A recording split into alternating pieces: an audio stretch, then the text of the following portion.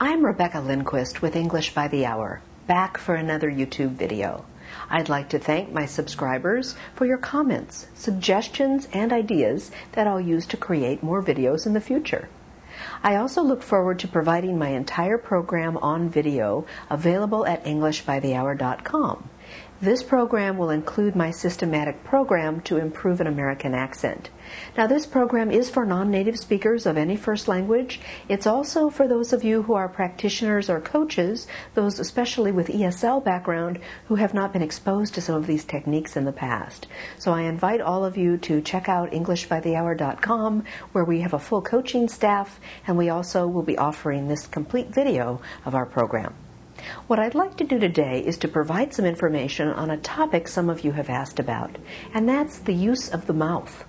Now, if you remember from an earlier video, we talked about airflow, and we talked about speaking in the same way an American would, and what's different for a non-native speaker. Typically, one of the things that's most different, or most at times distracting or challenging, is the mouth movement. Now, that is, for many non-native speakers, the mouth isn't moving much at all. Notice if I don't move my mouth at all, it sounds a lot different than when I do move my mouth. Now, you may try to move your mouth and find that it's not as flexible as you had hoped it would be. So what I would like to do is introduce some techniques for you that will help you to move the mouth more. The first one just involves an exaggerated smile. But before we do it, I'd like to tell you a couple of things. One of them is that you should definitely use a mirror when you're practicing. Now, I recommend a small mirror so that you are focusing only on the mouth region and not the entire face. This will make it less distracting for you. Secondly, you want to breathe when you're doing these exercises and relax. If you feel tension or pain, definitely check in with yourself and be aware. Don't do anything that is that painful for you. This should not be painful. It should be challenging and fun. And I will point out as we go which exercises may create problems, in which case you want to stop immediately if you're uncomfortable in any way, and build up to doing the exercises that we're doing if they're uncomfortable for you. These exercises, again, are designed to give you more control of your articulators so that you can make the sounds required in American speech. So once again, let's start with that exaggerated smile that I mentioned. So the lips are going fully back, and you can monitor in your mirror. Exaggerated smile, stretch. Now we're going to go forward like a fish, or like an exaggerated kiss. Pull the lips forward, and now back. Forward, and back. And let's do that a few times.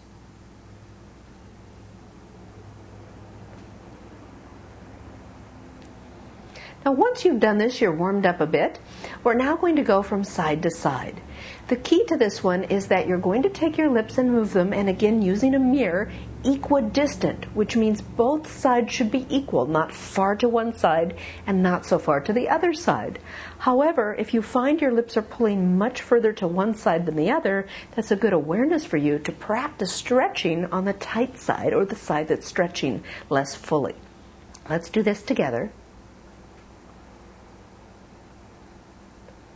Again, monitoring just to make sure that you're equidistant. Now, also when you do this, you want to make the kissing noise on each side.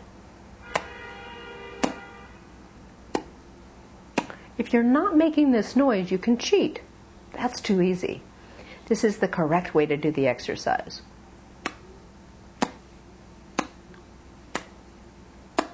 If you're feeling discomfort, do stop, check in with yourself, don't do anything painful. Now we've got some movement in the mouth area, and especially in the lip area. We want to encourage the rest of the jaw to have more movement. The reason is, in American English, if you're using your lips, your articulation will become tenser. Notice I'm using the lips to control. If you use the jaw to control, your articulation becomes more lax. This is very lax, and this is very tense. This is very tense, and this is very lax.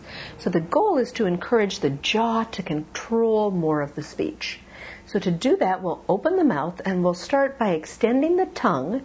Again, be sure to use your mirror on this, even if you didn't use it earlier.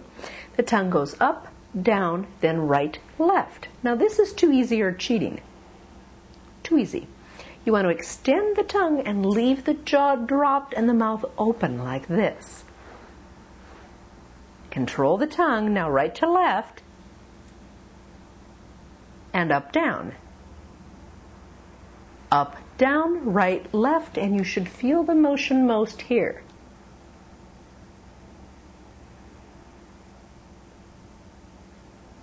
It's all about control. At first, it's not how far the tongue is going, but more about controlling the movement. Don't flap the tongue around. Make sure it's directed and you're monitoring with a mirror. Now, once you can do this, we want to circle the tongue in a clockwise and then a counterclockwise direction like this.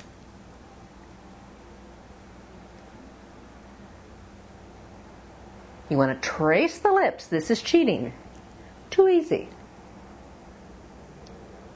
Don't let the mouth shut. Feel here. And then counterclockwise. This is probably one of the more challenging exercises. If you're hearing a clicking in your jaw, you want to discontinue this one. You should not hear loud clicking or feel pain. If it's uncomfortable, you can try closing the mouth, doing it like this, modified, and then opening more when you can. The reason to do this exercise again is to control with the tongue and allow the jaw to control the speech. Now, once you've done this exercise a few times, you may want to add an RL exercise. As we know, the L is in the front behind the teeth. The R, the initial R, is rounded. The tongue is rounded and back. So to create more movement in the tongue, we want to extend the tongue out, stretch and hold, just like a little kid sticking their tongue out.